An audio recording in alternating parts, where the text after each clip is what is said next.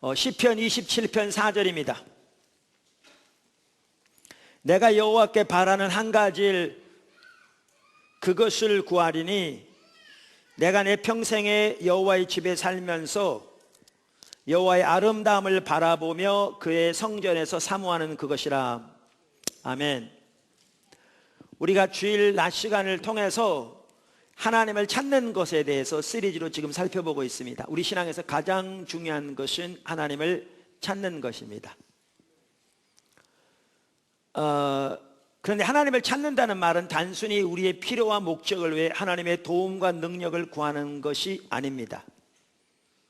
하나님을 찾는 것은 하나님 그분 자신을 구하는 것입니다. 그것을 성경은 하나님의 얼굴을 구하는 것이라고 표현하고 있습니다. 그러면서 우리는 시편 27편 4절에서 하나님의 얼굴을 구하는 삶의 하나의 전형적인 모델을 볼 수 있습니다. 이것은 다윗의 시편인데 다윗이 어떻게 하나님의 얼굴을 구했는가를 보여줄 뿐 아니라 성경 전체적으로 볼 때 하나님의 귀한 사람들이 어떻게 하나님의 얼굴을 구했고 그 하나님의 얼굴을 구한다는 말이 무슨 뜻인가를 가장 잘 보여주는 시편입니다. 그래서 우리가 시편 27편 4절을 하나님의 얼굴을 구하는 삶, 다시 말하면 하나님을 찾는 삶의 본보기로 살펴보았습니다. 그러면서 이 시편 27편 4절에 보면 특별히 영어 성경을 보면 더 선명하게 보이는데 이렇게 따옴표로 이렇게 나눠져 있어가지고 5가지를 볼 수 있다 이렇게 말씀을 드렸습니다. 그래서 그 본보기 5가지가 뭐였죠? 한 가지 일. 이 말은 이것이 다윗이 구한 단 한 가지의 유일한 열망이었다라는 뜻이죠. 두 번째는 지속적인 열망, 세 번째는 하나님의 임재 가운데 머무는 것, 네 번째는 하나님의 아름다움을 바라보는 것, 다섯째는 하나님께 묻는 것. 그러니까 우리말 성경에 사모하는 그것이라고 번역된 그 단어는 바카르란 단어로서 이렇게 하나님께 묻는 것을 의미합니다. 그래서 많은 영어 성경은 inquire라고 번역하고 있습니다. 그 단어를 제가 일본에 가서 보니까 일본에서는 찾는 것이라고 번역하고 있고요, 러시아 말로는 inquire 같이 비슷하게 번역하고 있는 걸 보았습니다. 자, 이렇게 5가지인데 이제 이 본보기를 토대로 해서 그러면 하나님을 찾는다는 것이 구체적으로 무엇을 의미하는가, 그것을 우리가 지금 살펴보고 있습니다. 그래서 그걸 4가지로 지금 말씀드렸습니다. 첫 번째, 하나님의 얼굴을 구하는 것은 하나님을 아는 것이 우리 인생의 유일한 목표와 목적이 되는 사람으로부터 시작한다. 지난 시간에 살펴본 겁니다. 이거는 다윗의 그 5가지 중에서 2가지를 합해 놓은 겁니다. 2가지를 합해 놓은 겁니다. 그러니까 다윗은 이렇게 하나님을 찾는 것이 그의 인생 동안 유일한 열망이고 그가 추구하는 바였잖아요. 그래서 이것은 다윗뿐만 아니라 바울도 그랬고 모세도 그랬고, 하나님의 얼굴을 구하는 것은 하나님을 아는 것이 우리 인생의 유일한 목표와 목적이 되는 삶으로부터 시작합니다. 그러니까 이 부분이 되어야 비로소 다른 부분이 가능합니다. 이게 우리가 해야 하는 일에 있어서 우리 신앙에서 가장 기초적이고 가장 중요한 것입니다. 사실 하나님을 아는 것이 우리의 유일한 목표와 목적이 되는 삶은 높은 단계의 신앙을 말하는 것도 아니고요, 그것이 우리 신앙의 가장 기본이고 기초입니다. 성경은 우리의 신앙을 한마디로 하나님과의 사귐이라고 표현하고 있습니다. 요한일서 1장 3절. 그러니까 우리의 구원을, 우리의 신앙을 단 한마디로 하나님과의 사귐이라고 표현하고 있습니다. 그리고 그 하나님과의 사귐이란 말을 다른 말로 하나님을 아는 것이다라고 표현하죠. 성경에서 하나님을 안다는 말은 하나님에 관해서 단순히 교리적으로 아는 것을 말하는 게 아니라 하나님과의 인격적인 관계 안에서 하나님과 동행하는 삶을 통해 하나님의 성품과 의도를 친밀하게 아는 것을 말합니다. 그리고 이것은 성령의 조명으로 가능합니다. 그래서 예수님도 요한복음 17장 3절에서 영생을 한마디로 표현하기를, 영생은 유일하신 참 하나님과 그가 보내신 자 예수 그리스도를 아는 것이니이다, 이렇게 말했죠. 이처럼 우리 신앙 전체를 한마디로 하나님과의 사귐이라고 표현했는데, 하나님과의 진정한 사귐이 되려면 하나님이 목적이 되어야 합니다. 이번 토요일에도 이 신랑 신부 결혼합니다. 근데 신랑 신부가 결혼해도요, 신랑 신부가 상대방의 목적이 되어져야 그 관계가 올바른 관계가 되지, 자기 목적을 위한 상대방이 수단이 되어지면 그 관계는 절대로 올바른 관계가 될 수 없습니다. 그것이 무엇이든지 자기 유익을 위해서, 뭐 결혼하면 돈이 많이 벌 수 있으니까 등등 유익을 위해서 상대방이 수단이 되어지는 한 그 관계는 절대로 진실된 관계가 될 수 없고요, 그 결혼생활은 오래가지 못합니다. 상대방의 목적이 되어야 비로소 그 관계가 올바로 될 수 있습니다. 하나님과의 관계에 있어도 마찬가지입니다. 하나님이 우리의 삶의 수단으로 전락되어 있는 한 그 관계는 절대로 올바로 될 수 없습니다. 하나님 그분이 우리의 목적이 되어야 합니다. 그래서 성경은 가장 큰 계명으로 우리가 마음을 다하고 뜻을 다하고 성품을 다해서 주 너의 하나님을 사랑하라, 이렇게 말하고 있습니다. 하나님께서 우리에게 그렇게 사랑하라고 말씀하시는 이유는 하나님 그분이 우리를 먼저 그렇게 사랑하시기 때문입니다. 그래서 하나님은 하나님의 존재를 다해 우리를 사랑하십니다. 그래서 하나님의 독생자까지 아끼지 아니하시고 우리를 위해 이 땅에 보내시고 그분을 십자가에 내어 주셨습니다. 그것이 우리를 향한 하나님의 최종적이고 가장 온전한 사랑의 징표라고 성경은 말하고 있습니다. 그래서 하나님은 이토록 우리를 하나님의 존재를 다해 사랑하기 때문에 우리로 하여금 하나님을 그렇게 존재를 다해 사랑하라고 말하고 있습니다. 그래야 진정한 의미의 사랑의 교제가 되어질 것이기 때문에 그렇습니다. 그래서 하나님을 아는 것이 우리 인생의 유일한 목표와 목적이 되는 것은 새로운 것도 아니고 높은 단계의 신앙의 수준도 아니고, 그것이 우리 모두가 마땅히 살아가야 할 우리 신앙의 가장 기본적이고 가장 핵심적인 요소입니다. 그리고 하나님의 얼굴을 구하는 사람은 거기서부터 시작됩니다. 그리고 하나님과 친밀한 교제도 거기서부터 시작됩니다. 우리가 지난 시간에 살펴봤습니다. 두 번째, 하나님의 얼굴을 구하는 것은 하나님의 임재 가운데 머물기를 열망하는 것입니다. 이 부분도 지난번에 살펴봤습니다. 자, 세 번째는 하나님의 얼굴을 구하는 것은 하나님의 영광을 보기를 열망하는 것입니다. 그래서 오늘 살펴보려고 합니다. 네 번째를 같이 살펴볼 시간이 전혀 되지 않습니다. 내용이 많아서. 그래서 네 번째는 다음 주에 살펴볼 텐데요. 참고로 하나님의 얼굴을 구하는 것의 네 번째는 하나님의 뜻, 즉 하나님의 길과 목적을 알아 그 가운데 행하기를 열망하는 것입니다. 그러니까 다윗의 본보기에서 처음 두 가지를 묶어서 하나로 하나님을 아는 것이 우리 인생의 유일한 목표와 목적이 되는 삶부터 시작된다 말씀드렸고요. 나머지는 하나하나를 살펴보고 있는 것입니다. 아멘. 자, 그래서 하나님의 얼굴을 구하는 것의 한 부분은 하나님의 영광을 보기를 열망하는 것입니다. 우리가 다윗의 본보기에서 시편 27편 4절에 나오는 다윗의 본보기에서 이 부분에 해당하는 것이 하나님의 아름다움을 바라보는 것이었습니다. 그러니까 다윗은 그토록 그가 평생 동안 열망했던 한 가지가 뭐였냐면 하나님의 성전에서, 즉 하나님의 임재 가운데서 하나님의 아름다움을 바라보는 것이었습니다. 그런데 이 하나님의 아름다움을 바라본다는 말이 무슨 뜻인가? 학자들이 여러 가지 의견을 제시하는데 그 중에서 설득력 있는 의견이 두 가지가 있다. 제가 보기에 이렇게 말씀을 드렸습니다. 그 둘 중에 하나는 일부 학자들은 그것을 영안으로 바라본 하나님의 계시, 계시의 따옴표가 있습니다 라고 이해합니다. 델리치 같은 학자가 그렇게 이해하고요. 또 다른 일부 학자들은 그것을 공예배 시에 경건한 자에게 나타나는 하나님의 영광, 영광의 따옴표가 있습니다 로 이해했습니다. 브릭스나 랄렌슨 같은 학자들도 이렇게 얘기했습니다. 사실 페트라 주석에 보면 그 학자도 정확하게 동일하게 이해하고 있고요. 그 학자들도 거기서 이렇게 학자들을 이렇게 인용하고 있습니다. 그런데 저는 하나님의 얼굴을 구하는 것에는 이 두 가지가, 그러니까 하나님의 아름다움을 바라보는 것에는 이 두 가지가 다 포함된다, 그렇게 믿는다고 말씀을 드렸습니다. 그래서 이것을 다른 말로 표현하면 하나님의 영광을 보기를 열망하는 것입니다. 그래서 하나님의 얼굴을 구하는 것에는 하나님의 영광을 보기를 열망하는 것이 포함됩니다. 자, 그럼 하나씩 살펴보겠습니다. 첫째, 영안으로 바라본 하나님의 계시. 여기에 영안 그러면요, 영적인 눈을 말합니다. 영안, 영적인 눈. 그러니까 영적인 눈으로 바라본 하나님의 계시. 그러니까 영적인 눈으로 바라본 하나님의 계시라는 말은 하나님의 임재 가운데서 하나님의 영광을 보는 것을 말합니다.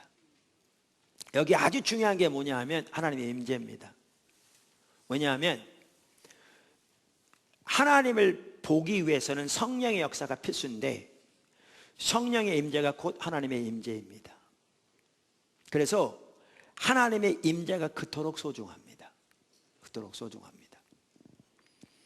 그래서 영안으로 바라본 하나님의 계시는 하나님의 임재 안에서 하나님의 영광을 보는 것입니다. 할렐루야. 이에 대한 좋은 예가 이사야서 6장에 나옵니다. 이사야는 선지자인 동시에 제사장이었습니다. 사도는 예루살렘 성전에 제사를 드리러 들어갔다가 그곳에서 하나님의 영광을 보게 되었습니다. 그것이 이사야서 6장 1절에서부터 잘 기록되어 있습니다. 여러분 잘 아는 내용인데요, 제가 한번 읽어보겠습니다. 1절, 우시야 왕이 죽던 해에 내가 본즉 주께서 높이 들린 보좌에 앉으셨는데 그의 옷자락은 성전에 가득하였고 스랍들이 모시고 섰는데 각기 6날개가 있어 그 둘로는 자기 얼굴을 가리었고 그 둘로는 자기의 발을 가리었고 그 둘로는 날며 서로 불러 이르되 거룩하다 거룩하다 거룩하다 만군의 여호와여, 그의 영광이 온 땅에 충만하도다 하더라. 이같이 화답하는 자의 소리로 말미암아 문지방의 터가 요동하며 성전에 연기가 충만한지라. 연기는 하나님의 영광의 임재를 상징한 것이었습니다. 그때 내가 말하되 화로다 나여 망하게 되었도다. 나는 입술이 부정한 사람이요 나는 입술이 부정한 백성 중에 거주하면서 만군의 여호와의 신 왕을 배웠음이로다 하였더라. 그때 그 스랍 중에 하나가 부젓가락으로 제단에서 집은 바 핀 숯을 손에 가지고 내게로 날아와서 그것을 내 입술에 대매 이르되 보라, 이것이 내 입에 닿았으니 내 악이 제하여졌고 내 죄가 사하여졌느니라 하더라. 내가 또 주의 목소리를 들으니 주께서 이르시되 내가 누구를 보내며 누가 우리를 위하여 갈고 하시니 그때 내가 이르되 내가 여기 있나이다, 나를 보내소서 하였더니. 아멘. 말씀드린 대로 이사야가 하도는 성전에 들어갔다가 하나님을 보게 되었습니다. 여기 2절에 보면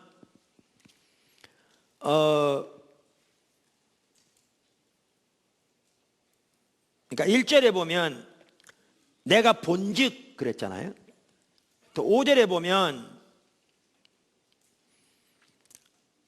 만군의 여호와이신 왕을 배었음이라 이렇게 말하고 있잖아요. 보았다. 근데 여기에 보았다는 말은 육신의 눈으로 보았다는 말이 아닙니다. 하나님은 우리의 육신의 눈으로 볼 수 있는 분이 아닙니다. 하나님은 영이십니다. 그럼 여기에 보았다는 말은 그러니까 영의 눈으로 보았다는 말입니다. 그래서 영안으로 보았다, 그 뜻이죠. 다시 말해서 그 말은 하나님께서 성령으로 그의 마음을 열어 그로 하여금 하나님을, 즉 하나님의 영광을 보게 하셨다는 말입니다. 하나님은 이사야에게 하늘의 보좌에 앉으셔서 온 우주 만물을 주관하시며 인류의 역사를 주관하시는 주권적인 통치자로서의 하나님의 영광을 보이신 겁니다. 사실 이사야 시대는 매우 타락했습니다. 우리가 이사야서 1장에 보아도 알 수 있듯이 그 당시 많은 종교적 희생과 헌신이 있었지만 하나님의 백성들이 바알과 아세라를 동시에 섬기고 수많은 죄악들 가운데 하나님을 버린 상태에 있었습니다. 그렇게 영적으로 암담한 시대였는데도 이사야는 보좌에 앉으사 인류의 역사와 온 우주 만물을 주관하시는 주권적인 통치자로서의 하나님의 영광을, 즉 하나님을 보았기 때문에 그는 승리하는 삶을 살 수 있었습니다. 뿐만 아니라 이사야는 창조된 피조물과는 근본적으로 구별된 창조되지 않은 창조자로서의 거룩하신 하나님을 보았습니다. 그 하나님을 하나님이 그에게 계시해 주셨습니다. 그 거룩하신 하나님을 보았을 때 이사야 선지자는 자신에게 대하여 화로다 나여 망하게 되었도다 라고 외치면서 하나님 앞에 엎드렸습니다. 왜냐하면 그게 죄가 보였기 때문에 그렇습니다. 제가 가끔 말씀드린 대로 저는 이사야가 매우 경건한 사람이었다고 생각합니다. 최소한 저보다는 정말 경건한 사람이었습니다. 왜냐하면 얼마 동안 이사야가 그 하나님의 영광의 임재 가운데 하나님의 영광을 보는 자리에 있었는지는 모르지만 상당 기간 있었던 것이 틀림없는데, 그 상당 기간 하나님의 영광을 바라보고 있는 상황에서 그에게 보이는 자신의 죄가 입술이 부정한 죄밖에 없었습니다. 그만큼 경건했습니다. 근데 그렇게 경건한 이사야였음에도 불구하고 하나님의 임재 안에서 하나님의 영광을 보게 되었을 때 자신의 죄가 보였습니다. 그래서 하나님 앞에 납작 엎드렸습니다. 우리는 하나님의 임재 안에서 하나님의 영광에 비답해 나아가야 그 비답해 자신의 죄된 모습이 보이게 되어 있습니다. 보이게 되어 있습니다. 이와 대조되는 사람들이 바리새인들입니다. 조금 이따 나오지만 바리새인들은 하나님의 영광을 보지 못했습니다. 그래서 이사야는 자기가 자신에 대하여 화로다 나여 망하게 되었더라고 외쳤는데, 바리새인들은 예수님이 그들에게 대해서 화 있을진저라고 7번이나 외친 사람들입니다. 마태복음 27장 23장.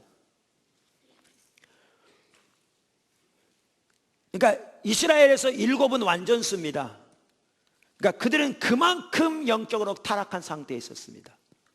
화 있을진저 외식하는 서기관들과 바리새인들이요. 근데 그들은 그토록 심각하게 타락한 상황에 있었는데도 불구하고 그들은 자신들의 모습을 전혀 보지 못했습니다. 왜냐하면 그들은 하나님의 영광을 보지 못했기 때문에 그렇습니다. 오늘날도 마찬가지입니다. 오늘날도 마찬가지입니다. 우리의 죄는 우리가 하나님의 영광의 임재 앞에 설 때, 우리가 즉 하나님의 영광의 빛으로 우리의 삶이 비춰질 때, 그때 비로소 우리의 죄가 적나라하게 근본적으로 보입니다. 이와 같이 우선 영안으로 바라본 하나님의 계시라는 말은 하나님의 임재 가운데서 하나님의 영광을 보는 것을 말합니다. 보는 것을. 우리가 다윗의 예를 살펴보면 이 부분을 더 잘 볼 수 있습니다. 자, 그럼 지금부터 다윗의 예를 살펴보겠습니다. 우리가 시편 27편 4절에서도 나오듯이 다윗은 하나님의 성전에서, 즉 하나님의 임재 가운데서 하나님의 영광을 보기를 그토록 열망했고, 그는 또한 이사야처럼 하나님의 영광을 보았습니다. 아멘. 자, 우선 다윗은 언약궤를 기랏 여아림에서 예루살렘으로 가져온 후에 그것을 그 당시 모세의 질서를 따른 그 성막에 드리지 않았습니다. 그러니까 하나님의 언약궤를 엘리 시대 빼앗겼잖아요. 그 블레셋 사람들에게. 그러다가 언약궤가 가는 곳마다 거기에 저주가 일어나니까 블레셋 사람들이 그걸 보냈어, 이쪽으로. 그런데 그동안에 오베데돔의 집에 있었습니다. 기랏 여아림에. 근데 이 언약궤를 다윗이 이제 예루살렘 도성으로 가져옵니다. 성읍으로. 여러분 잘 아시죠? 그 언약궤 가져올 때 다윗이 얼마나 기뻤든지 그 앞에서 춤을 추며 이렇게 어린아이처럼 그 안에 미갈이 이렇게 멸시할 만큼, 왕의 채통도 없겠지 무슨 짓이냐고 그렇게 할 만큼 그렇게 언약궤를 가져왔습니다. 근데 언약궤를 가져온 후에 모세의 질서를 따른 성막에 드리지 않았습니다. 무슨 말이냐면 모세 시대부터 이 성막이 있었잖아요. 거긴 지성소가 있고 성소가 있고 여기에 보면 노제단 있고 등등 밖에. 근데 이 성막은 기브온 산당에 있었습니다. 그 당시에. 우리가 역대하 1장 1절 3절을 보면 알 수 있습니다. 그런데 다윗은 언약궤를 가져온 후에 그리로 드리는 게 당연할 텐데 그리로 안 드리고 언약궤를 위해 장막을 따로 쳤습니다. 예루살렘 내에다가. 그리고 그곳에 이 언약궤를 드렸습니다. 언약궤를 드렸습니다. 성경 목구절을 보면 우리가 그것을 분명히 알 수 있는데요. 하나는 역대상 15장 1절입니다. 다윗이 다윗성에서 자기를 위하여 궁전을 세우고 또 하나님의 궤를 둘 곳을 마련하고 그것을 위하여 장막을 치고, 여기 보면 그 다음에 사무엘하 6장 17절 여호와의 궤를 메고 들어가서 다윗이 그것을 위하여 친 장막 가운데 그 준비한 자리에 그것을 두매 다윗이 번제와 화목제를 여호와 앞에 드리니라. 그러니까 이러한 구절들을 명확하게 보아도 명확하게 알 수 있듯이 다윗은 언약궤를 가져온 후에 그것을 위해 친 장막을 따로 세우고 거기에 언약궤를 두었습니다.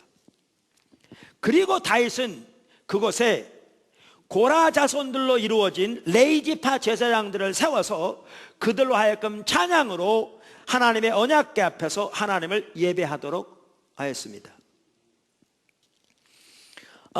그것도 여기저기 나오는데 그 대표적인 구절이 역대상 16장 4절에서 6절입니다. 그 이후에도 쭉 나오는데 제가 읽어보겠습니다.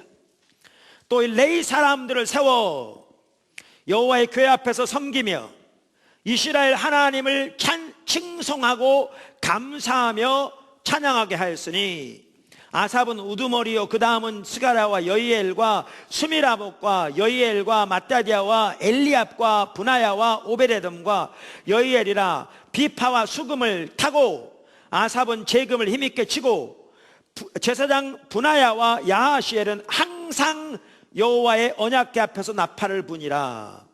그 다음에 37절 다윗이 아삽과 그의 형제를 여호와의 언약궤 앞에 있게 하며 항상 그 앞에서 섬기게 하되 날마다 그 일대로 하게 하였고, 여기 보시면 이 아삽의 무리들이 고라의 자손들입니다. 고라의 자손들.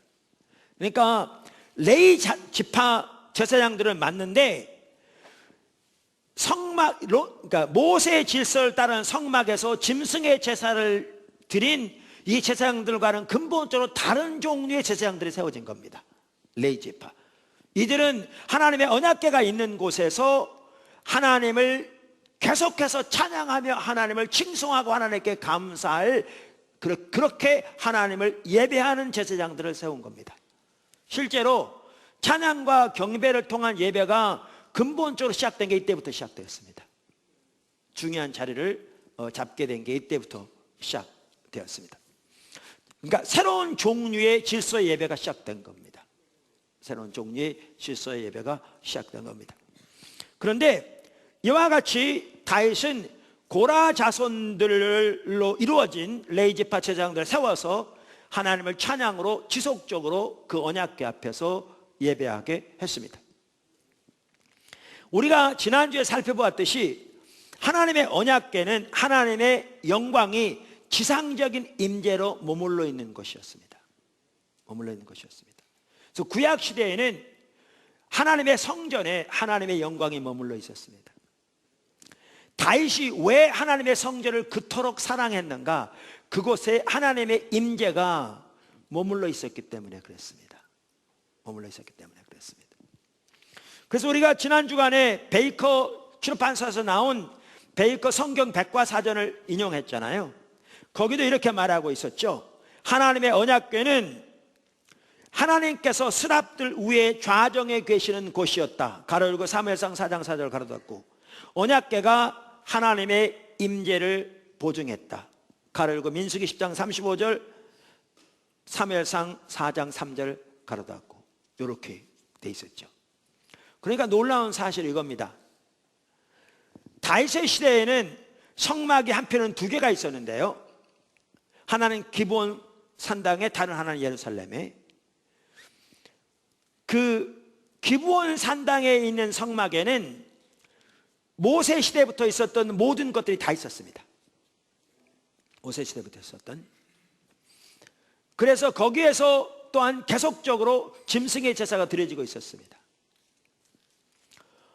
그러니까 역대하 1장에 보면 솔로몬도 그곳에 나가서 하나님을 찾으면서 1,000마리의 번제를 거기서 드렸다고 성경에 써 있습니다. 그런데 거기 한 가지가 없었습니다.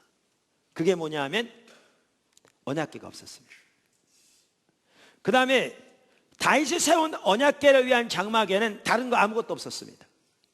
그래서 다윗이 맨 처음에 언약궤를 드릴 때 하나님께 번제와 제사를 드렸다고 써 있는 것 외에는 그곳에서 짐승의 제사가 드렸다는 기록이 전혀 없습니다. 그리고 그곳에서 근데 다른 건 아무것도 없이 거기에는 언약궤만 있었습니다. 근데 거기에 언약궤에는 하나님의 영광의 임재가 머물러 있었는데 그 하나님의 영광이 개방되어 있었습니다. 구약시대에는 지성소 뒤에 가려져 있었는데 하나님의 영광이 개방되어 있었습니다.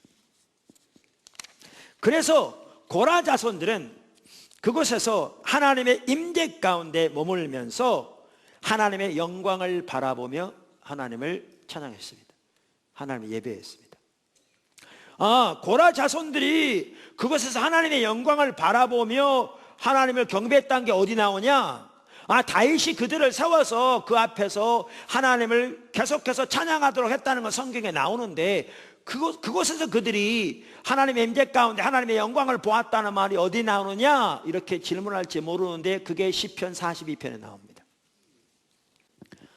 시편 42편은 고라 자손들의 맞서기리라 이렇게 기록되어 있습니다. 그러니까 고라 자손의 시편입니다. 그 1절에 보면 이렇게 말하죠. 하나님이여 사슴이 시냇물을 찾기에 갈급함 같이 내 영혼이 주를 찾기에 갈급하나이다. 그러니까 사막에서 물이 없을 때 얼마나 온 몸이 물을 갈급해 합니까? 생명이 달려있는데 다윗은 그처럼 하나님을 향해 지금 갈급해 하고 있습니다. 그러면서 2절에 이렇게 말하죠. 내 영혼이 하나님 곧 살아계시는 하나님을 갈망하나니 내가 어느 때에 나아가서 하나님의 얼굴을 배울고. 그러니까 2절에 지금 사건 4절을 보아도 알 수 있는 게 뭐냐면 그가 예루살렘에 있을 때 하나님의 백성들을 하나님을 예배하는 자리로 인도했던 것을 회상하면서 지금 마음이 상해 있는데 이 2절을 보아도 알 수 있듯이 그가 예루살렘에 있을 때 하나님의 성전에서 하나님의 얼굴을 보았던 것을 볼 수가 있고요. 지금 어떤 상황인지는 알 수 없지만 그것이 가능하지 않은 상황인 것을 볼 수 있고 그래서 그때를 회상하면서 그토록 하나님을 찾고 하나님을 향해 갈망하고 있는 걸 볼 수 있습니다. 그래서 여기에 보면 그가 예루살렘에 있을 때 고라 자손으로서 하나님의 언약궤 앞에서 지속적으로 하나님을 찬양하면서 하나님을 예배할 때 그곳에서 하나님의 영광을 보았던 것을 볼 수가 있습니다. 그래서 고라 자손들은 이와 같이 하나님의 임재 가운데 머물면서 하나님의 영광을 바라보고 그곳에서 하나님을 예배했습니다. 아멘. 다윗은 고라 자손들을 세워 그들로 하여금 하나님의 언약궤 앞에서 하나님의 영광을 바라보며 하나님을 찬양하도록 했을 뿐 아니라 자신도 하나님의 언약궤가 있는 장막에 나아가서 하나님의 임재 가운데서 하나님의 영광을 보기를 갈망했고 그가 하나님의 영광을 보았습니다. 우선 우리가 지난주에 시편 26편 8절을 이렇게 살펴보았습니다. 일부 지난주에 그 시편 26편 8절 역시 다시 시편이 이렇게 말하죠. 여호와여 내가 주께서 계신 집과 주의 영광에 머무는 곳을 사랑하오니. 이렇게 지난주에도 랑게 박사는 이 장소에 대해서 당신의 영광이 머무는 곳, 즉 영광스러운 하나님께서 당신의 임재를 나타내시기를 기뻐하시는 곳이라고 번역하고 있다고 말씀드렸습니다. 그러면서 그 랑게 박사는 후펠드 박사의 말을 인용하는데 후펠드 박사는 이렇게 얘기합니다. 이곳은 특별히 지성소를 가리킨다. 그곳에서 언약궤는 하나님의 위엄이 지상적인 임재로 머물러 있던 보좌였다. 이렇게. 자, 그런데 보십시오. 여기에 이 장소는 아까 두 성막 중에서 기브온 산당에 있는 모세의 질서를 따른 성막을 말하는 게 아닙니다. 왜냐하면 거기에 지성소가 머물러 있지 않았기 때문에요. 여기의 장소는 하나님의 언약궤가 머물러 있는 장소를 말합니다. 그러니까 여기의 장소는 어디를 말하느냐 하면 바로 다윗이 언약궤를 위해서 치워놓은 그 장막을 말합니다. 그곳에 하나님의 영광이 머물러 있었습니다. 하나님의 임재가. 아까도 말씀드린 대로 다윗은 왜 그것을 사랑했는가? 그곳에는 하나님의 임재가, 하나님의 영광이 지상적인 임재로 머물러 있었기 때문에. 그래서 그곳에 나아가 하나님의 영광을, 하나님의 얼굴을 구하며 하나님의 영광을 보기를 추구하며 하나님의 영광을 볼 수 있었기 때문에 그 성소를 그토록 사랑했습니다. 그런데 다윗은 성경에 보면 그곳에 나아가 자기 스스로도 그곳에서 하나님을 찾고 하나님의 얼굴을 구했습니다. 그리고 그곳에서 그는 하나님의 영광을 보았습니다. 그러면 다윗이 그곳에 나아가 하나님을 찾았고 하나님의 영광을 보았다는 것을 어디서 볼 수 있느냐? 이렇게 말할 수 있는데 그게 지난번에 살펴본 시편 63편에 명확하게 나옵니다.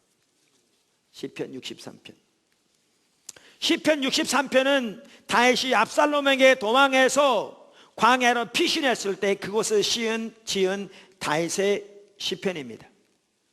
그 시편에 보면 다윗은 시편 42편의 저자인 고라 자손처럼, 누군지 이름은 알지 모르지만 그처럼 그곳에서 성전에서 하나님의 영광을 보고 하나님을 찾았던 것을 볼 수가 있습니다. 2절 보십시오. 63편 2절. 내가 주의 권능과 영광을 보기 위하여 이와 같이 성소에서 주를 바라보았나이다. 말하고 있잖아요. 주의 영광과 주의 권능을 보기 위하여. 그러니까 지금 이 2절은 그가 예루살렘에 있었을 때의 경험을 회상하고 있는 것이거든요. 그래서 여기에 보면 그가 예루살렘에 있을 때 하나님의 영광의 임재가 머물러 있는 그 성소, 언약궤가 있는 그곳에 나아가서 그곳에서 하나님의 영광을 보기를 열망했고, 그리고 하나님의 영광을 보았던 것을 볼 수가 있습니다. 그 하나님의 영광을 보았던 것을 어디서 볼 수 있느냐? 바로 그 다음 절 3절에 보면 주의 인자심이 생명보다 나음으로 내 입술이 주를 찬양할 것이라, 이렇게 말하고 있는데, 이 구절은 우리가 이미 살펴본 것처럼 다윗이 하나님에 관한 교리, 즉 하나님은 인자하신 분이라는 하나님에 관한 교리를 지금 배우고 있는 걸 말하는 게 아닙니다. 그걸 언급하고 있는 것을 말하는 게 아닙니다.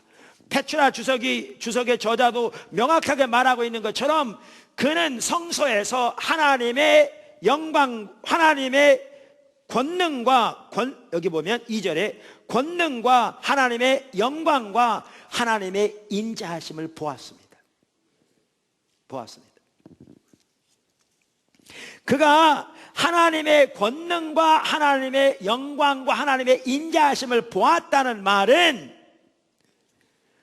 하나님께서, 그러니까 다윗이 하나님의 임재 가운데서 성령을 통해 그의 마음이 열려 권능의 하나님, 영광의 하나님, 인자하신 하나님 그분을 보았다는 말입니다. 그분의 성품을 보았다는 말입니다.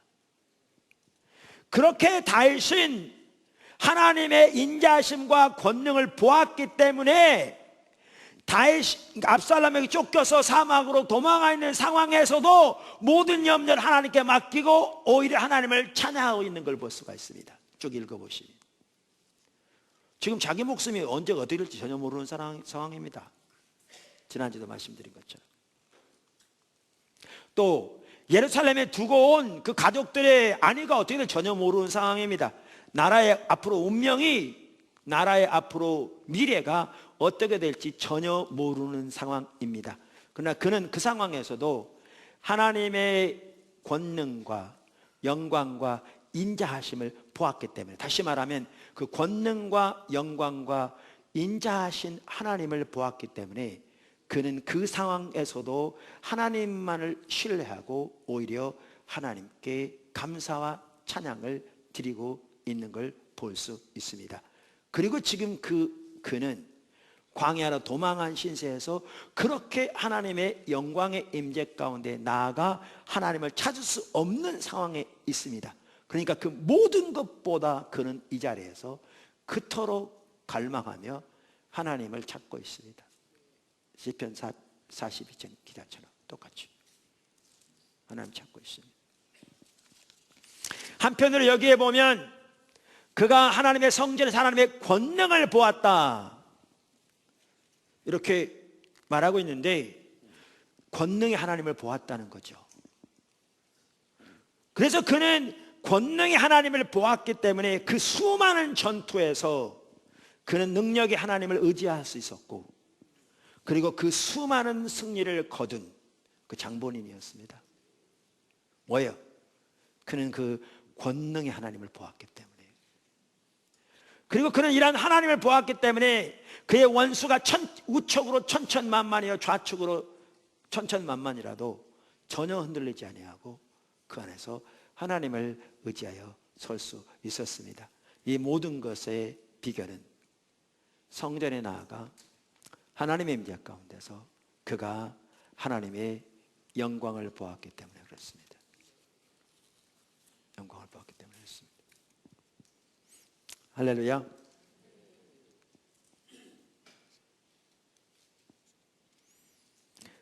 이와 같이 하나님의 영광을, 그러니까 하나님의 아름다움을 보는 것은, 본다는 말은 영안으로 바라본 하나님의 계시입니다.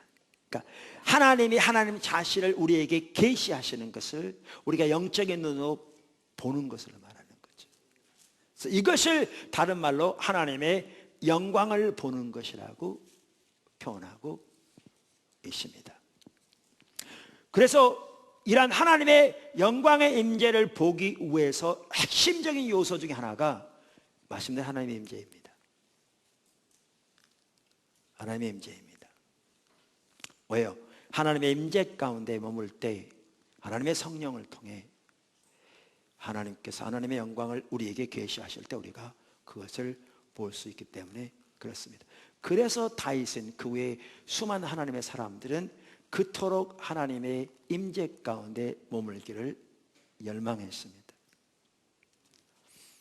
컨퍼런스 같은 경우에 하나님을 찾아 특별히 하나님의 얼굴을 구해서 나온 성도들이 모여서 주님을 찾는 곳이니까 어느 때보다 하나님의 임재가 함께하는 시간입니다. 하나님의 영광을 보기를 열망하는 사람들은 하나님 그분을 구해서 나와서 주님을 찾게 될 것입니다. 성경에 나오는, 그리고 기독교 역사에 나오는 귀한 하나님의 사람들은 다 하나님의 영광을 보았습니다.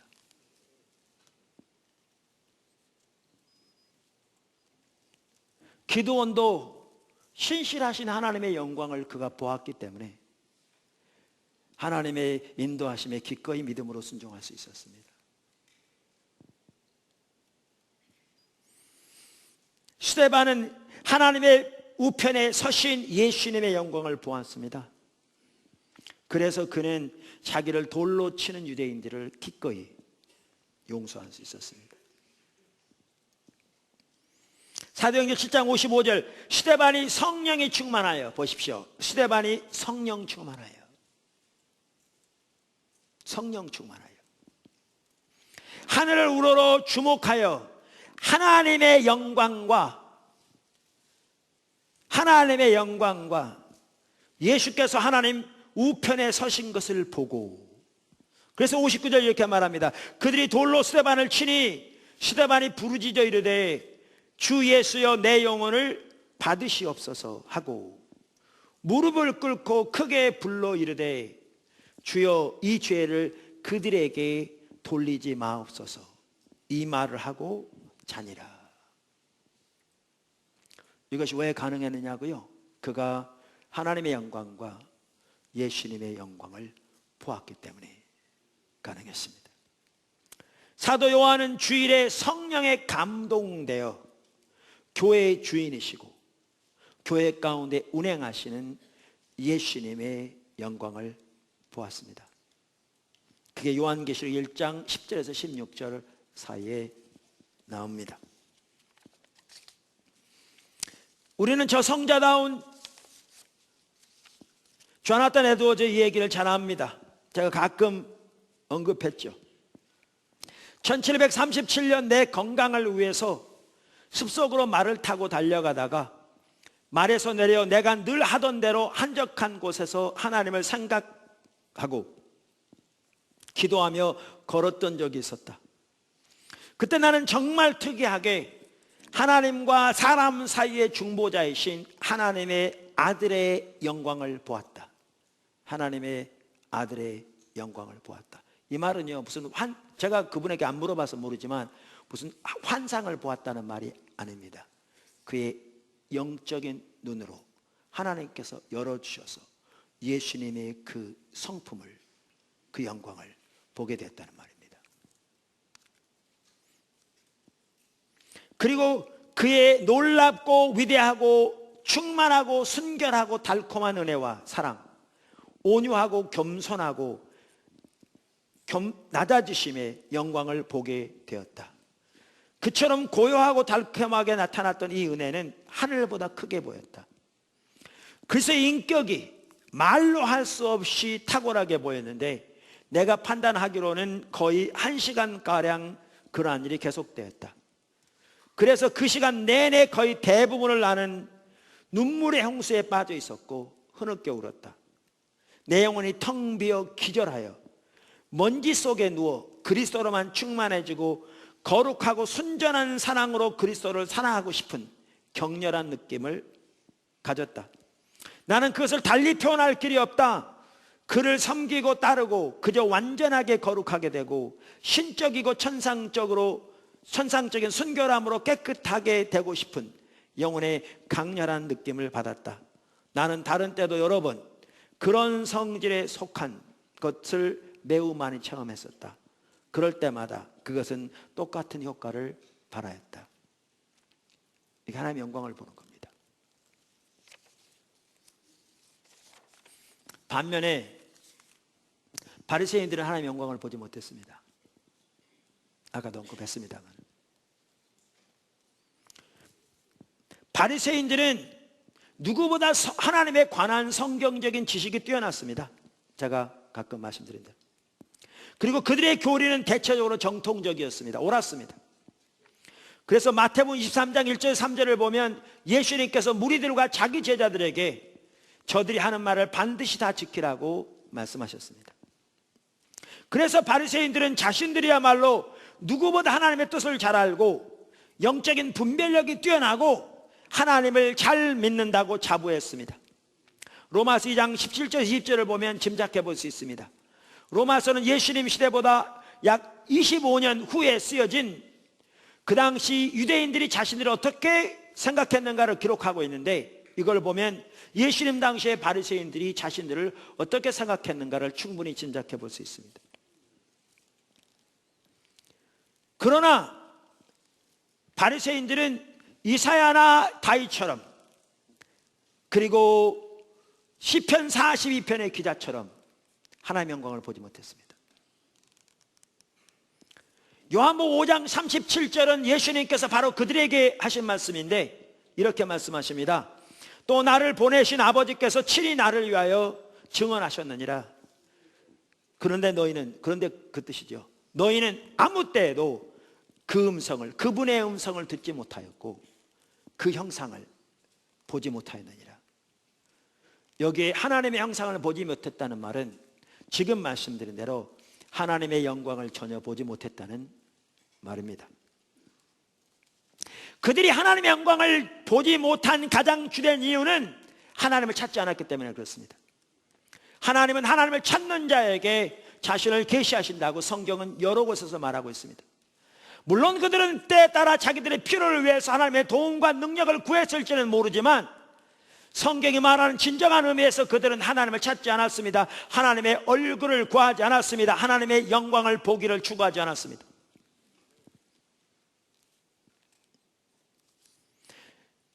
그들이 가지고 있던 것은 하나님에 관한 교리적인 지식에 불과함에도 불구하고 그들은 그것을 하나님을 아는 지식으로 착각하고 자기들에 대한 영적 우월감과 자부심만 하늘을 찔렀습니다. 그들은 자신들이야말로 영적인 어둠 가운데 있는 자들을 위한 빛이요 영적인 소경들을 위한 인도자라고 자부했습니다. 그래서 그들은 우월감과 자부심만 가득한 상황에서 시편 42편 기자가 그리고 다윗이 시편 63편에서 구했던 것처럼 그렇게 하나님을 알기를 전혀 추구하지 않았습니다. 사모하지 않았어요. 찾지 않았습니다. 그러니까 그들은 하나님의 영광을 보지 못했습니다. 그들은 하나님의 영광을 보지 못했기 때문에 그 시대를 향한 하나님의 계획과 뜻과 비전을 전혀 알지 못했습니다. 예수님께서 그들에게 대하여 말씀하셨습니다. 마태복음 16장 3절 아침에 하늘이 붉고 흐리면 오늘은 날이 굳겠다 하나니 너희가 날씨는 분별할 줄 알면서 이 시대의 표적은 분별할 수 없느냐. 그래서 그들은 하나님의 아들이 이 땅에 오셔서 인류의 구속을 위해 역사하고 계셨는데 하나님을 섬긴다고 하면서 그 하나님의 아들을 앞장서서 지속적이고 반복적으로 대적했습니다. 하나님의 뜻을 전혀 몰랐기 때문에. 사실 성경에 보면요 하나님은 여러 통로를 통해 그들에게 말씀하고 계셨습니다. 우선 침례 요한을 통해서 말씀하고 계셨습니다. 뿐만 아니라 예수님을 통한 표적과 기사를 통해서 그들에게 말씀하고 계셨습니다. 그들이 영생을 얻기 위하여 그토록 열심히 연구하던 하나님의 말씀이라고 인정하는 성경을 통해서 하나님께서 그들에게 말씀하고 계셨습니다. 끝으로 하나님의 아들이 오셔서 그들에게 말씀하고 계셨습니다. 그런데 그들은 그 네 가지 통로를 통해서 말씀하신 하나님의 음성을 전혀 듣지 못했습니다. 전혀.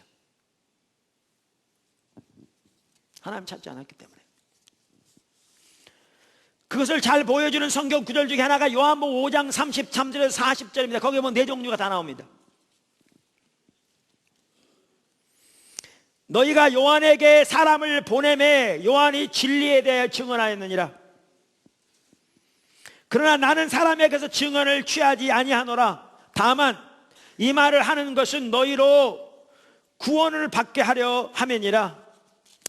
요한은 켜서 비추이는 등불이라. 너희가 한때 그 빛에 즐거이 있기를 원하였거니와 내게는 요한의 증거보다 더 큰 증거가 있으니 아버지께서 내게 주사 이루게 하시는 역사, 곧 내가 하는 그 역사가 아버지께서 나를 보내신 것을 나를 위하여 증언하는 것이요. 예수님 통한 표적과 기사를 말합니다. 또한 나를 보내신 아버지께서 친히 나를 위하여 증언하셨느니라. 이건 성경이 하셨다는 말입니다. 그런데 너희는 아무 때에도 그 음성을, 그분의 음성을 듣지 못하였고 그 형상을 보지 못하였으며 그 말씀이 너희 속에 거하지 아니하니 이는 그가 보내신 이를 믿지 아니함이라. 너희가 성경에서 영생을 얻는 줄 생각하고 성경을 연구하거니와 이 성경이 곧 내게 대하여 증언하는 것이니라. 그러나 너희가 영생을 얻기 위하여 내게 오기를 원하지 아니하는도다. 여러분 예레미야 7장에 보면 하나님께서 그들에게 내가 새벽부터 너희에게 외쳐도 너희가 귀도 기울이지 않았고 내게 응답지 않았다. 내가 이스라엘 백성들 너희 조상들을 애굽에서 건져낼 때부터 너희들에게 선지자를 보내었으되 너희는 귀도 안 기울였다. 이렇게 말씀하셨습니다. 그래서 그들을 심판하실 것을 말씀하셨습니다. 바리새인들은 그 구절을 읽을 때 이렇게 생각했을 겁니다. 우리 조상들이 하나님께서 말씀하셨는데 그 음성을 듣지 않았습니다. 하나님의 선지자를 통해서 말씀하시고 하나님의 율법을 통해서 말씀을 통해서 말씀하셨는데 그들은 하나님의 음성을 듣지 않았습니다. 그래서 하나님 말씀하신 대로 우리 조상이 멸망했습니다. 이렇게 그들은 설교했을 겁니다. 그런데 그들은 모세오경을 암송하고 그들의 직업이 성경을 묵상하고 암송하는 것이었기 때문에 그들의 조상들과는 근본적으로 다를 거라고 생각했을 겁니다. 그런데 예수님은 뭐라고 말씀하셨는가? 예레미야 시대에는 선지자와 말씀을 통해서 말씀하셨는데 지금은 선지자와 말씀과 놀라운 표적과 기사와 하나님의 아들까지 오셔서 말씀하시는데 그들은 듣지 못했습니다. 제가 왜 바리새인 얘기한 줄 아십니까? 오늘날도 하나님을 찾지 않으면 바리새인과 똑같이 됩니다. 똑같이 됩니다. 오늘날 예수 믿는 사람 중에 그들과 똑같은 사람 절대로 적지 않습니다. 적지 않습니다. 주일날 교회 나와도. 그래서 말씀드릴 겁니다. 그래서 그들의 신앙생활은 교리에 의한 삶이었습니다. 좀 더 정확하게 말하면 그들의 전통에 기초한 교리에 의한 삶이었습니다. 오늘날 그런 경우가 너무나 많습니다. 근데 그것을 성경적인 용어로 말하면 문자에 의한 삶입니다. 그리고 문자는 죽이는 것입니다. 사도 바울이 고린도후서 3장 6절에서 이렇게 말했습니다. 그가 또한 우리를 새 언약의 일꾼 되기에 만족하게 하셨으니 율법 조문으로 하지 아니하고, 율법 조문이라 번역된 단어가 또 letter, 문자를 말합니다. 하지 아니하고 오직 영으로 하매니, 여기 영은 성령을 가리킵니다. 율법 조문은 죽이는 것이요 문자는 죽이는 것이요 성령은 살리는 것이니라. 여기에 보면 신약 성경을, 신약 시대의 신앙생활을 한마디로 뭐라고 말씀하고 있는가? 성령에 의한 삶이라고 말씀하고 있습니다. 그리고 여기에 문자에 의한 삶은 원래 구약도 문자에 의한 삶이 아닌데, 이 사도 바울이 서신서를 쓸 당시 유대인들이 이해하는 신앙생활이 문자에 의한 삶이었습니다. 바리새인들이 정확하게 그 삶을 살고 있었습니다. 그들의 신앙생활은 교리에 의한 삶에 불과했습니다. 전통의 기초. 그 문자는 죽이는 것입니다.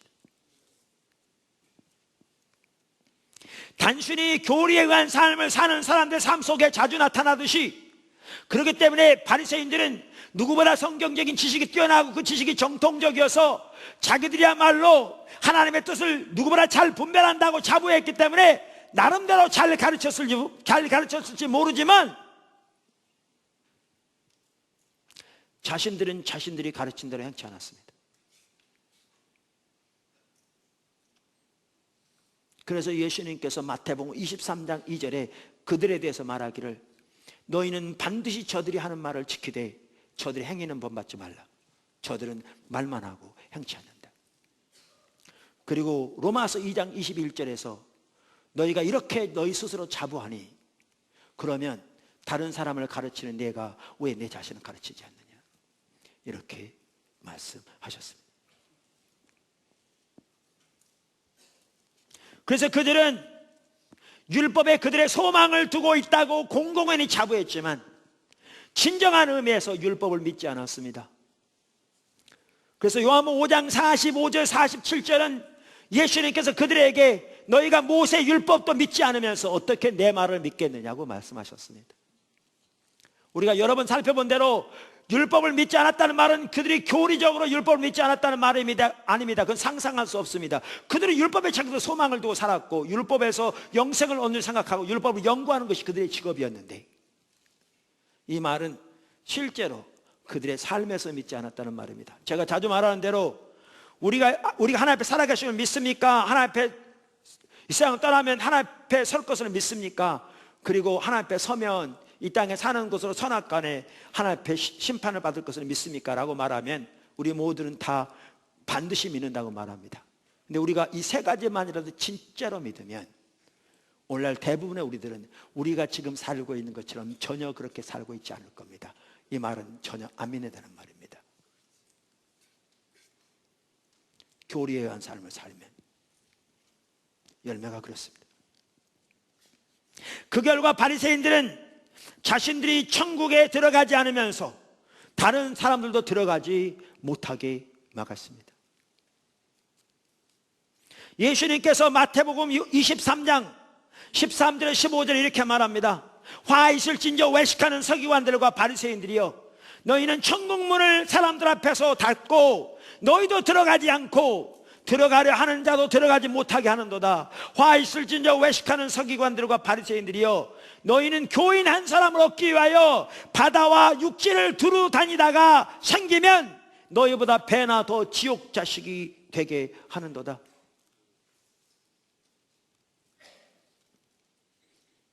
그리고 예수님께서 이렇게 말씀하셨습니다. 마태복음 15장 14절에 그냥 두라.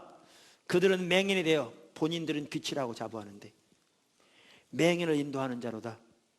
만일 맹인이 맹인을 인도하면 둘이 다 구덩이에 빠지리라 하시니. 그래서 그 당시에 하나님의 백성들은 유리하며 방황했습니다. 그래서 마태복음 9장 36절에 예수님께서, 성경은 이렇게 말합니다. 무리를 보시고 불쌍히 여기시니 이는 그들이 목장 없는 양과 같이 고생하며 기진함이라.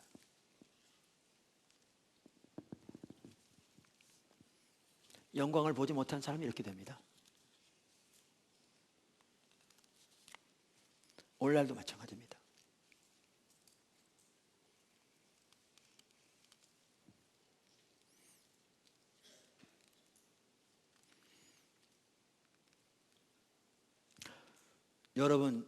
여러분이 하나님의 영광을 보신 게 최근에 언제였습니까?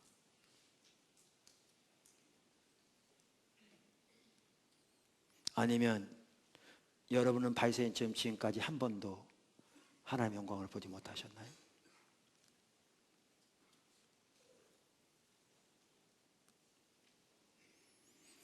여러분이 하나님의 영광을 본 게 최근에 언제였는지를 살펴보면 내가 지금 영적으로 옳은 상태에 있는지, 내가 지금 하나님에게서 심각하게 멀리 떠나 있는지를 금방 알 수 있습니다. 하나님은 목이 터지라고 여러분에게 하나님을 찾아 나오라고 말씀하십니다. 성경을 통해, 광고를 통해, 말씀을 통해, 기도를 통해, 하나님의 사람들을 통해. 그런데 하나님을 찾지 않는 자들은 아무리 말씀하셔도 그 음성을 듣지 못합니다. 바리새인들이 그랬던 것처럼.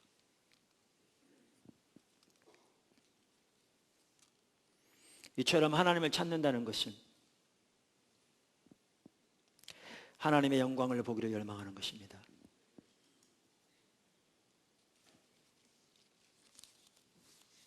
두 번째, 공예배 시에 임하시는 하나님의 영광.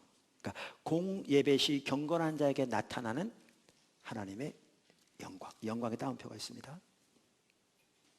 시편 27편 4절, 하나님의 얼굴을 구하는 삶의 본보기요 모델인 그 구절에서 하나님의 아름다움을 바라보는 것이 하나님을 찾는 것의 한 핵심인데, 그 하나님의 아름다움을 바라본다는 말에는 일부 학자들은 공예배 시 경건한 자에게 나타나는 하나님의 영광이라고 이해합니다. 근데 우리가 아까 다윗의 예를 쭉 보아도 아시듯이 하나님의 아름다움을 바라본다는 말이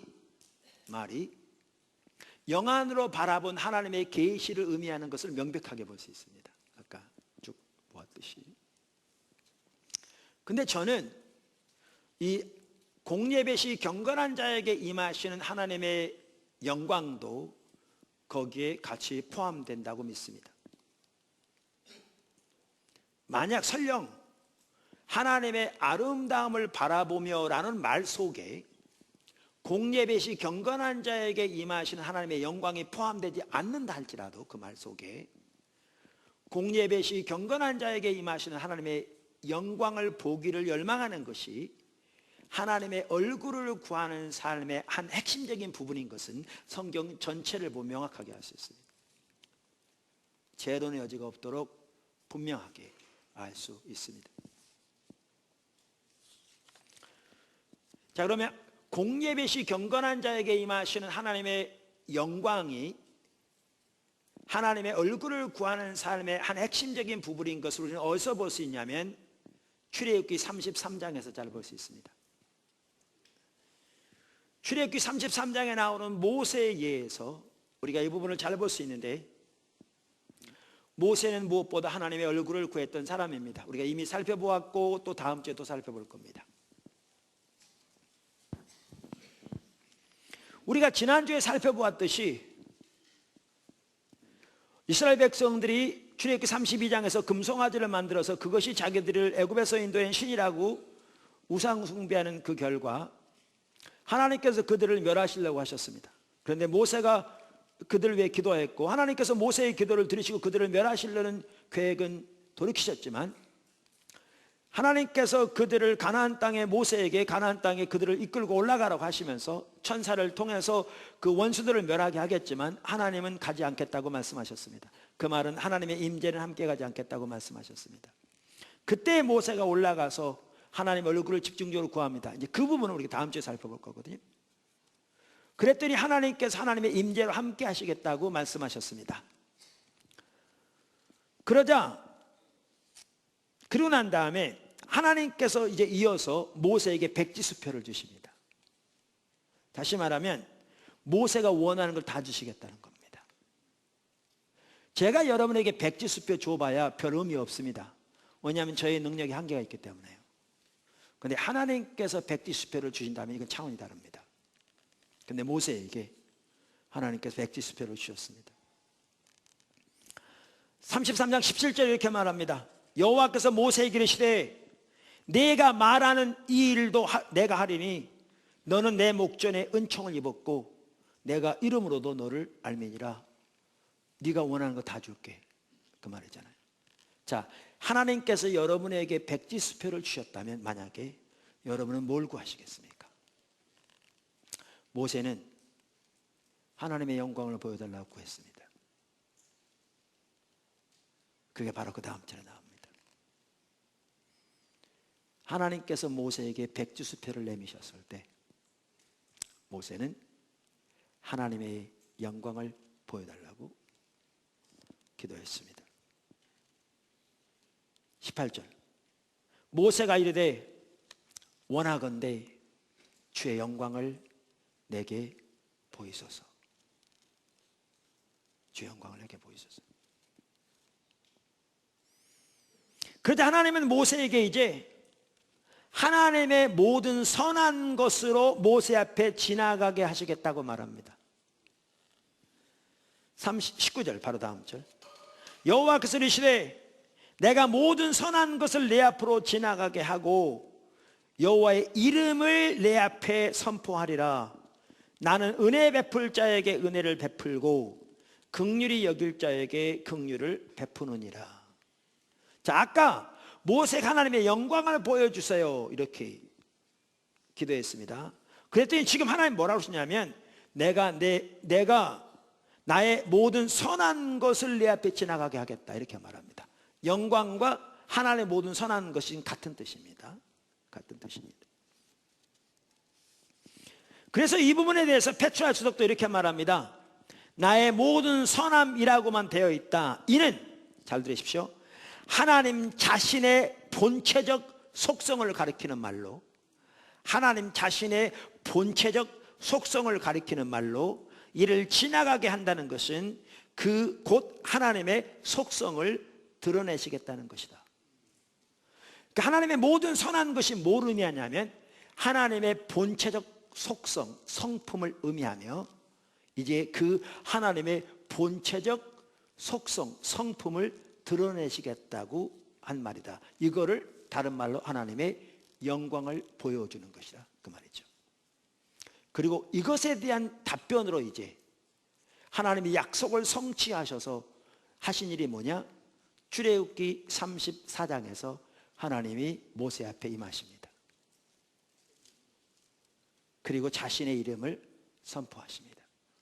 자신의 하나님의 이름이란 말은 하나님의 성품을 가리키고요, 속성을 가리키고요, 선포한다는 말은 하나님의 그 성품을 모세에게 계시하시는 것을 말합니다.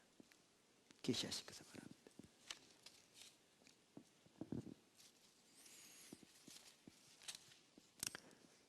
34장에 이렇게 말합니다. 5절부터 읽겠습니다. 7절까지. 여호와께서 구름 가운데, 말씀드린 대로 여기에 구름은 하나님의 영광의 임재를 상징하는 것입니다. 강림하사 그와 함께 거기 서서 여호와의 이름을 선포하실세. 여호와께서 그의 앞으로 지나시며 선포하시되 여호와라 여호와라 자비롭고 은혜롭고 노하기를 더디하고 인자와 진실이 많은 하나님이라. 인자를 천대까지 베풀며 악과 과실과 죄를 용서하리라. 그러나 벌을 면제하지는 아니하고 아버지의 악행을 자손 3, 4대까지 보응하리라. 늘 말씀드린 대로 이 말은 하나님이 지금 모세에게 하나님에 관한 교리적인 지식을 가르치고 있는 것이 아닙니다. 하나님이 영광의 임재 가운데 임하셔서 하나님의 전체적인 속성 성품을 모세에게 지금 계시하고 계신 것입니다. 하나님께서 다윗에게 권능, 영광, 인자하심을 계시하신 것처럼 하나님이 지금 모세에게 임하셔서 이러한 하나님의 성품을 그에게 계시하고 계신 것입니다. 이와 같이 모세가 하나님의 영광을 보여달라고 간절히 기도한 것은 하나님께서 영광으로 임하셔서 자신의 모든 선함을, 즉 자신의 성품을 계시해 달라는 것이었습니다. 그리고 이렇게 모세가 하나님의 영광을 보았을 때 그가 하나님을 경외함으로 하나님을 예배합니다.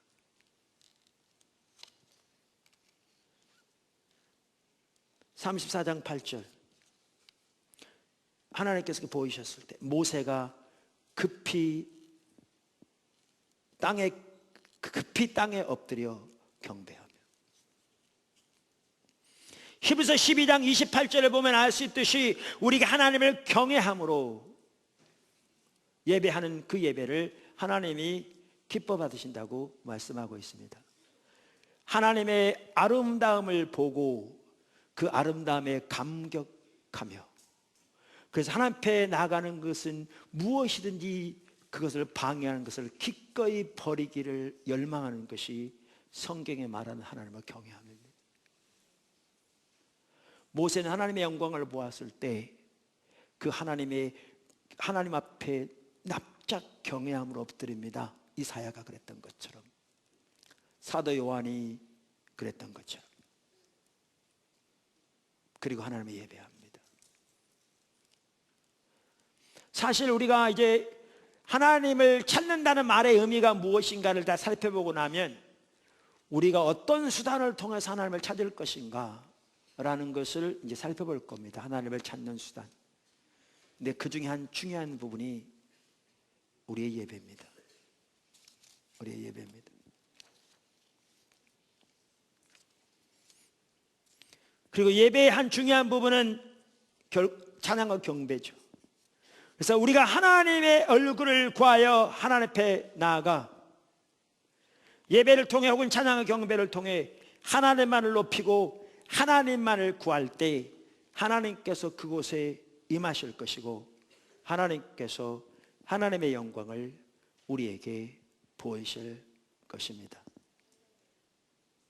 그리고 우리는 그 하나님의 영광을 볼 때 모세처럼 더욱더 하나님을 경외함으로 하나님만을 예배하게 될 것입니다.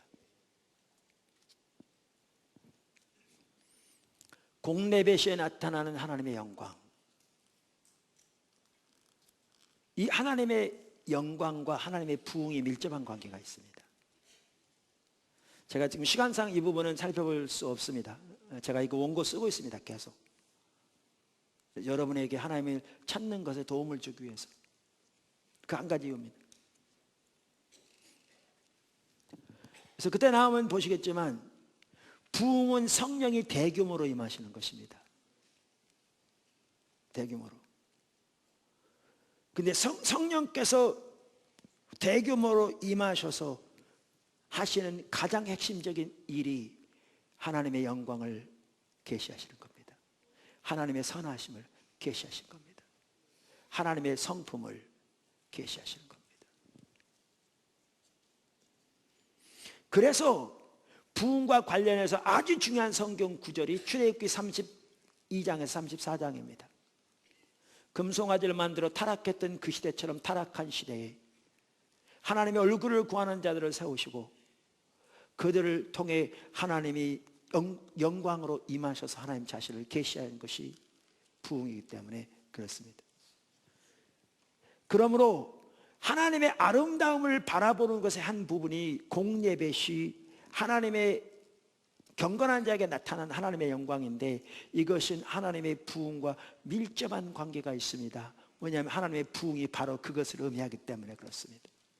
그런데 잘 들으십시오. 부흥과 보통 때 우리의 신앙은, 그러니까 우리가 부흥이 오지 않았어도 우리가 우리의 존재를 내 하나님을 사랑하기를 추구하고 하나님의 얼굴을 구하고 오직 십자가의 공로만의 믿음으로 의지해서는 십자가 복음 신앙의 본질 가운데 서면 우리 자신이 회복됩니다. 그러면 부흥이 오지 않아도 하나님께서 부흥 때 하시는 모든 일들은 그 가운데 그대로 다 나타납니다. 차이가 있다면 정도의 차이일 뿐입니다. 특별히 신약시대 보십시오.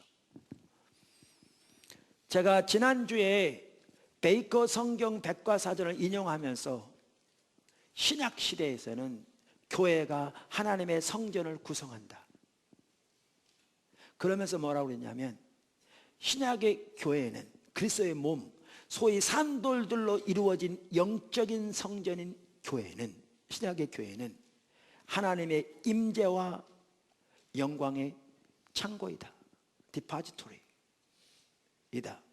그리고 구약의 성전에 비해서 무한정 더 위대하다 그랬습니다.